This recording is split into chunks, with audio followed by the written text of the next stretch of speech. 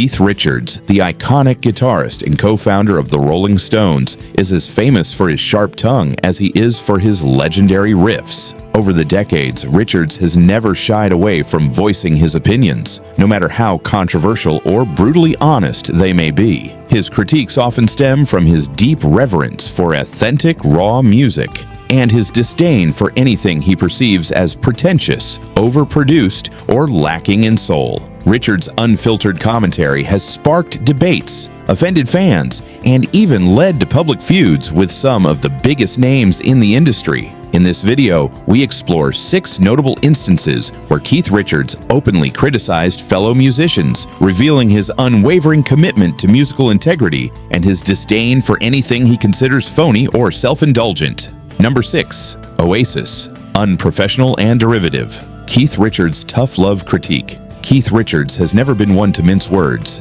and his assessment of Oasis, the 1990s Britpop phenomenon fronted by the notoriously combative Gallagher brothers, was no exception. While Noel and Liam Gallagher frequently cited the Rolling Stones as a major influence, Richards' admiration for the Manchester band was far from reciprocal. His criticism centered on 2 key issues: their chaotic personal dynamics and their lack of musical originality. First, Richards took issue with Oasis' public feuding, which often overshadowed their music.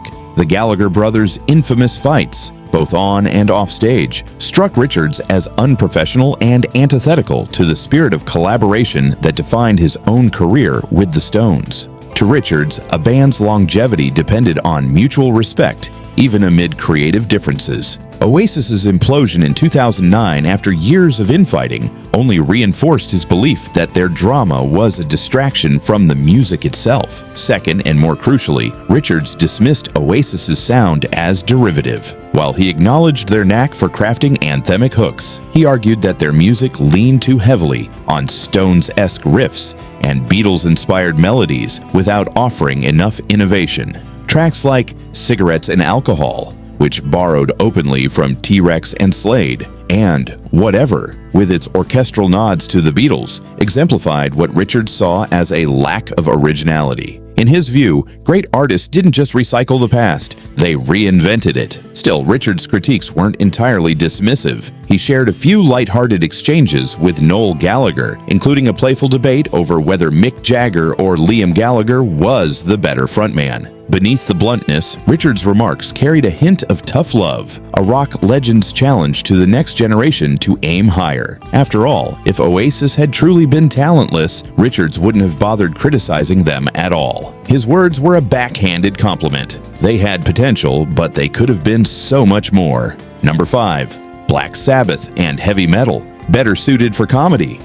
Keith Richards has never hidden his disdain for heavy metal, particularly Black Sabbath, one of the genre's pioneers. In an interview with Rolling Stone, Richards dismissed metal as comedy music, arguing that its aggressive sound and dark themes were more ridiculous than revolutionary. Richards' dislike for metal reflects his broader musical philosophy. He prefers blues, jazz, and early rock and roll, genres built on emotion and storytelling rather than sheer volume. To him, metal's distorted guitars and apocalyptic lyrics felt like a parody of real rock music. While he respected musicianship in any form, Richards believed metal lacked the subtlety and groove that made music timeless. His critique wasn't just about taste. It was a defense of the roots of rock, which he felt metal had abandoned in favor of shock value. Number 4. Prince, the overrated midget. Comment. During the 1980s, Prince dominated the music scene with his genre-blending hits, flamboyant style, and undeniable talent. But Keith Richards was unimpressed, once infamously referring to Prince as an overrated midget. Richards' harsh words stemmed from his belief that Prince's music, while innovative, lacked substance. He saw Prince's theatrics as a distraction from what really mattered, songwriting and emotional authenticity. While Prince was celebrated for his virtuosity, Richards felt his work was style over substance, more concerned with flashy performances than lasting musical depth. This critique aligns with Richards' lifelong preference for raw, unfiltered expression. He has always valued artists who wear their hearts on their sleeves, and to him, Prince's music felt calculated rather than heartfelt.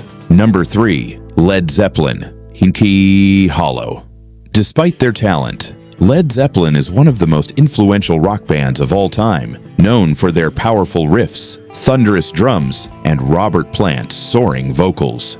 Yet, Keith Richards has never been a fan. He once described the band as hollow, acknowledging their technical skill but questioning their originality. Richards admitted that Jimmy Page, Zeppelin's guitarist, was a brilliant session musician, but he felt the band's music lacked depth. He criticized John Bonham's drumming as heavy-handed and Robert Plant's vocals as an over-the-top imitation of Elvis and other blues shouters. What bothered Richards most was Zeppelin's lack of subtlety. While he appreciated powerful rock music, he believed Zeppelin's approach was too bombastic, missing the nuance and groove that defined his own work with the Stones. Richards' criticism wasn't just about skill, it was about soul. He felt Zeppelin's music was impressive on the surface but didn't resonate emotionally the way blues and early rock did. Number 2. The Beatles' Sgt. Pepper's Lonely Hearts Club Band. A mishmash of rubbish.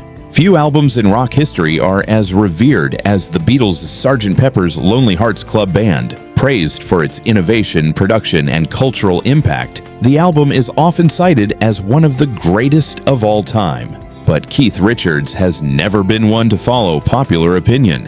In a candid interview with Esquire, Richards dismissed Sgt. Pepper's as a mishmash of rubbish. This bold statement shocked fans and critics alike, given the album's legendary status. Richards, however, stood by his words, explaining that he found the album overproduced and lacking the raw energy that defined early rock and roll. Richards has always championed music that feels alive, imperfect, gritty, and real. While he respected the Beatles as musicians, he believed that Sgt. Pepper's marked a shift toward excessive studio trickery, sacrificing the spontaneity that made rock music exciting in the first place. In contrast, the Rolling Stones embraced a looser, bluesier sound, favoring live energy over meticulous studio perfection. Richards' critique wasn't just about taste, it was a philosophical stance against what he saw as the sterilization of rock's rebellious spirit. To him, Sgt. Pepper's symbolized a move away from the genre's roots, something he could never fully embrace. Number 1.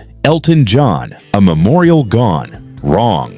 One of the most personal criticisms Keith Richards has ever made was directed at Elton John following the memorial service for John Lennon, Richards' close friend and former collaborator. In his autobiography, Life, Richards expressed his disappointment with how Elton handled the tribute, accusing him of turning it into a grandiose spectacle rather than a heartfelt homage. Richards and Lennon shared a deep bond, often spending time together away from the pressures of their respective bands. Richards described Lennon as a free spirit who loved to unwind with the Rolling Stones, where he could escape the rigid expectations of being a Beatle.